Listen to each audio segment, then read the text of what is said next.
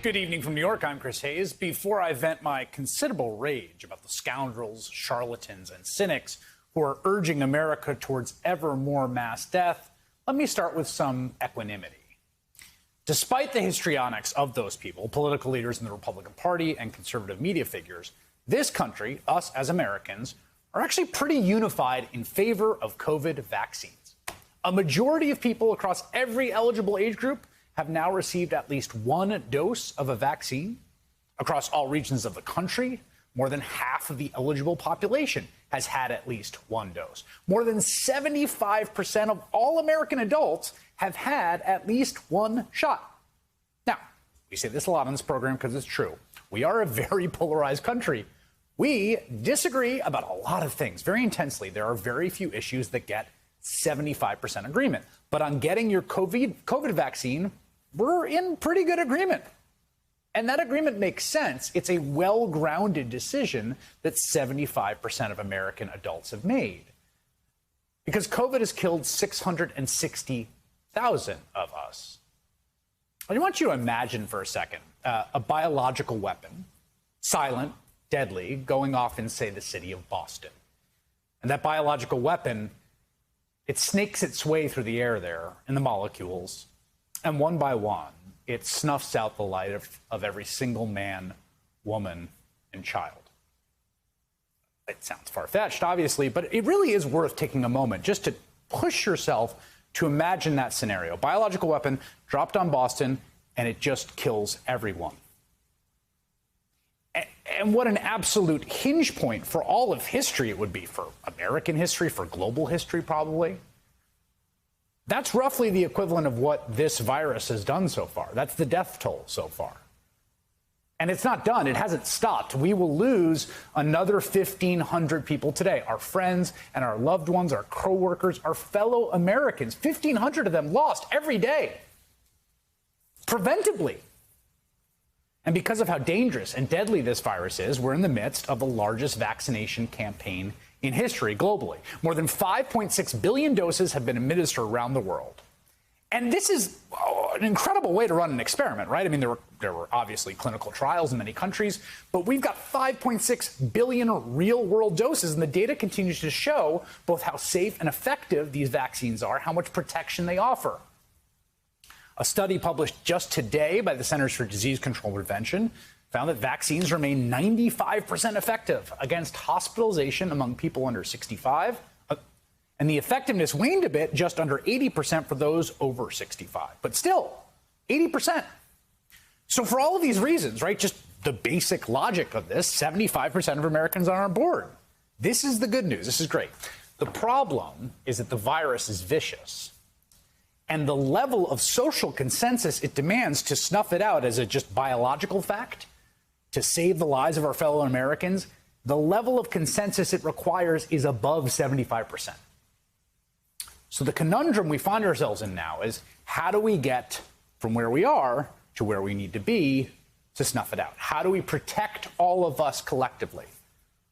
And that question, above and beyond everything else, is what I think gave rise to President Joe Biden's announcement yesterday of, among other things, new vaccine policies requirement with the testing opt-out that will affect tens of millions of Americans. The Biden administration, if they understand one thing, I can tell you, I think it's that they understand they were elected to defeat COVID, and they understand COVID is not defeated. And so new measures are needed. And that brings us to the people on the side of the virus. The faction that, from the very beginning almost, has opposed every intervention to try to squash the virus and to save lives. And honestly, there's not been a ton of logical consistency or rhyme or reason to it. I mean, early in the pandemic, when businesses were shut down, right? Concert venues, bars, restaurants, all kinds of businesses, when they were closed, this faction wanted them to remain open, that this was tyranny. Okay, well, yeah, there's cost to that. Well, what about if we keep them open and wear masks? Because we've known for a while now that masks do help stop the spread. We just got a huge, amazing randomized control study in the real world. And that same faction doesn't want people to wear masks. Even, unvaccinated young kids in schools don't want them wearing masks. That's tyranny. Don't close businesses down. Don't wear masks. Okay, well, vaccines. I mean, that's the real solution, right? Vaccines, as study after study shows, are safe and highly effective. But this faction either oppose vaccines or flirt with vaccine opposition, and they oppose vaccine requirements, and they get really mad if you try to push vaccines. So what are we left with? The only thing that unifies this faction is opposition to defeating the virus. In other words, as I've quoted before, George Orwell on the anti-fascist fights in the pre-World War II period, they are objectively pro-COVID. If you're not for defeating the disease, you are for the disease. As a George Washington University professor pointed out on Twitter yesterday, quote, people who are extremely anti-lockdown should be extremely pro-vaccination. And he's right. That's exactly correct and logical. And yet, the pro-COVID faction has freaked out in response to President Biden's announcement of a requirement that large companies must either mandate vaccinations or weekly testing for employees. The rule will come from a Department of Labor agency that has been around for 50 years, regulating workplace safety and assuring healthy conditions for employees. I mean, this isn't some like weird new trick they discovered. This is in the law. And if there's ever been a time for the government to secure the health and safety of American workers, it's now, with the respiratory-borne illness spreading that's already killed 660,000 people in this country and counting and caused the largest mass death event in a century. But the chorus of conservatives, the faction on the side of the virus, are reacting with histrionics and tantrums. The Republican governor of South Carolina, Henry McMaster, tweeted shortly after Biden's announcement, "The American dream has turned into a nightmare under President Biden and the radical Democrats. We will fight them to the gates of hell to protect the liberty and livelihood of every South Carolinian." Governor Bill Lee, Republican of Tennessee, wrote, "The Constitution won't allow this power grab, and in the meantime, I will stand up for all Tennesseans." Now, Tennessee is a state that has set a new record for COVID hospitalizations every single day in the month of September through yesterday. In that state, the governor says he will stand up for the Tennesseans by fighting for the mandate. It's too late for him to stand up for the ones that have died. J.D. Vance, Republican candidate for Senate in Ohio, released a statement urging people to ignore the president, quote, "do not comply with the mandates," which, just to be clear, he's saying don't get vaccinated. Only mass civil disobedience will save us from Joe Biden's naked authoritarianism. Republican Senator Joni Ernst of Iowa even claimed the vaccine mandates were an attempt to distract from the anniversary of 9/11.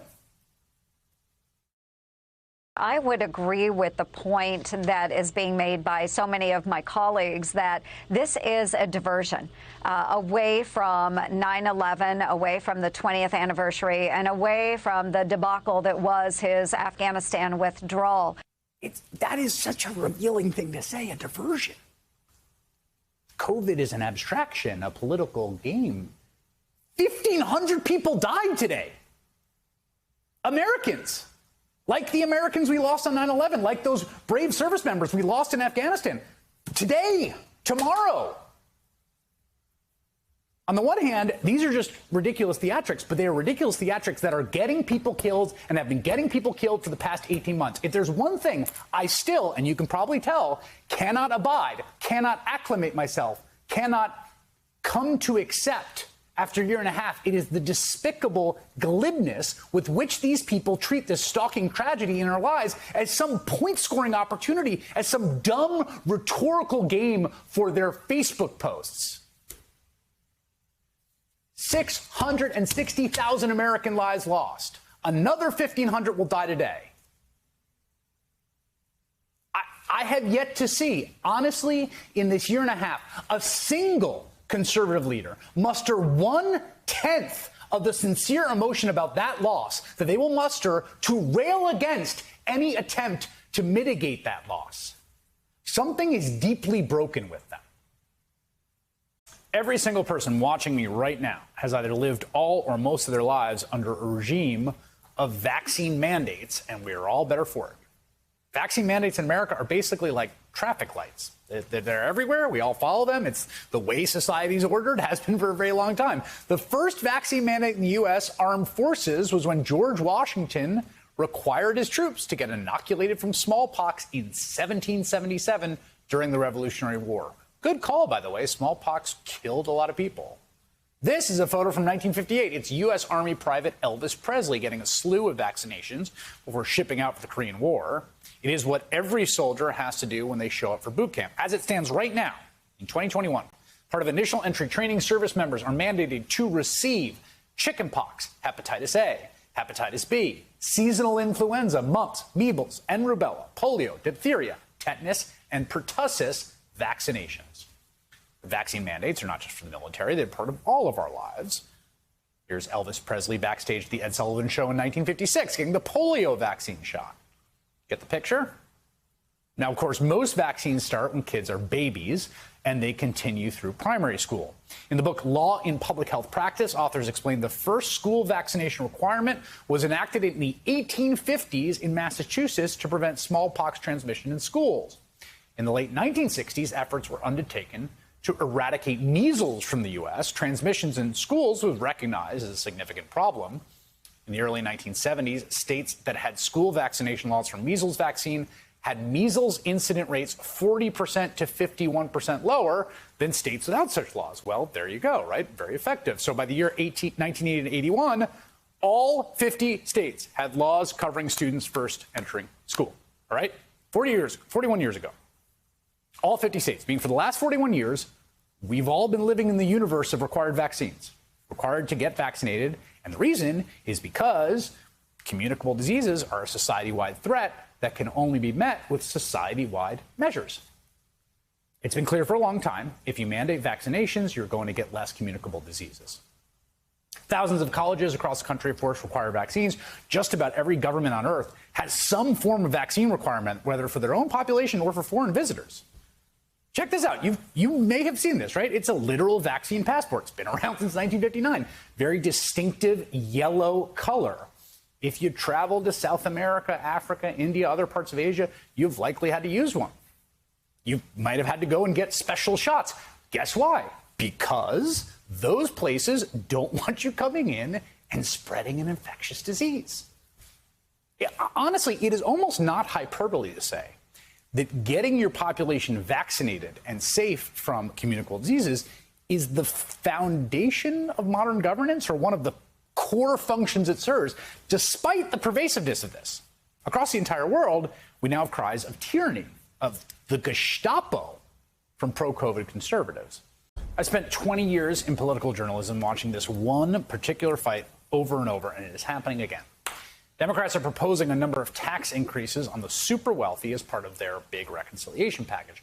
One of the so-called pay-fors, right, where they'll get more revenue to pay for the social programs they're doing, is to close some of the massive loopholes in the estate tax, or as Republicans like to call it, the death tax. The estate tax, basically a tax on the transfer of the estate of a tiny little group of extremely wealthy people when they die. It only kicks in on the states worth more than $11.7 million or more. Think to yourself, do you have that much money? If you do, congratulations, but most of you don't. Democrats want to close a loophole that lets wealthy people make money off their money, right? Invest the money and then never have to pay taxes on those gains, or pay at a much lower rate.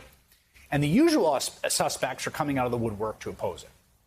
For decades, there's been this back and forth. Broadly, liberals wanting to tax these estates, and then you have an unholy trinity of conservatives, Washington lobbyists, and the ultra-rich trying to make sure that basically billionaire heirs can keep every last cent. And in each round of this fight, you see the same exact bad faith arguments over and over again, like the debunked claim that it will hurt small family farms.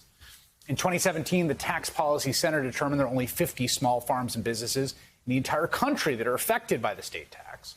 On average, they owe less than 6% of the estate's value. Now, I got to say, this is one of those issues that is unambiguous to me. There's not really any nuance. There's no actual good faith argument. Eliminating the estate tax or allowing these glaring loopholes to essentially nullify it is just an indefensible policy for the richest of the rich to pass on their wealth. Because, and here's what you got to have to understand. America's richest people don't actually pay that much in taxes during their life, at least relative to how much wealth they have. We just saw that with that great ProPublica piece. And the trick they use, right, is they have a lot of money invested and they let those investments grow. And then they borrow against the value of those investments rather than selling those investments and paying taxes, which means they virtually have no income, again, relative to their wealth. And because they don't have much income, they're just borrowing against their wealth, very little in income tax. And so you can just kind of borrow and live and make, and you can game taxes so well during your life. There's one thing you can't avoid, no matter how rich you are, no matter how many spaceships you get on, and it's death. Death comes for all of us, no matter how much money. And that is when the tax man can get you. Unless you manage to gut the estate tax, right? If you can get some loopholes in the estate tax, then you never have to pay taxes. And then your kids can go through the same thing all over again. And the government can essentially never tax wealthy people. That is why they are so obsessed with this, right? That's the thing they hate about the estate tax. There's no loophole to escape death. The government takes advantage of their mortality to actually make them and their heirs pay taxes at the point that they cannot escape. So for my entire adult life, the very richest families in this country have been fighting this tooth and nail because super wealthy people can enlist the help of lobbyists and politicians and ex-politicians like, for instance, former Democratic Senator Heidi Heitkamp, who 5 months ago called these very same estate tax loopholes one of the biggest scams in the history of forever. Now she happens to be the chair of a dark money group opposing estate tax reform, so she goes on TV to warn Democrats it would be politically toxic. It would hurt, you guessed it, small businesses and farms. Same arguments we have been hearing for 20 years. Toby. That episode of The West Wing aired in October of 2001, 20 years ago. It's obviously not the only national conversation to span the last 2 decades. We'll tell you about what we have learned and what we have definitely not right after this. As we all know, hundreds of first responders in this city gave their lives on 9/11, leaving their loved ones stunned and also humbled by their incredible sacrifice to this city and the people they served. We met 4 siblings who lost their father that day, and how they chose to honor him reflects the best of humanity. He was a big kid, and he loved life. He loved working on cars, loved music. He was just a very fun and playful guy. He would still have a lot of energy, come home and play with all of us, the neighborhood kids. He was big on riding his bike, throwing the football around, and playing his guitar. If he wasn't with us, that's all he did. And he was a huge Grateful Dead fan, so he was either humming songs or just playing to the guitar. He was 39 years old, but those who knew Carl Lazzaro describe him as a big kid, a man who loved music, his wife and 6 children, and his job as a firefighter. He worked at Engine 54, only 4 miles from the World Trade Center.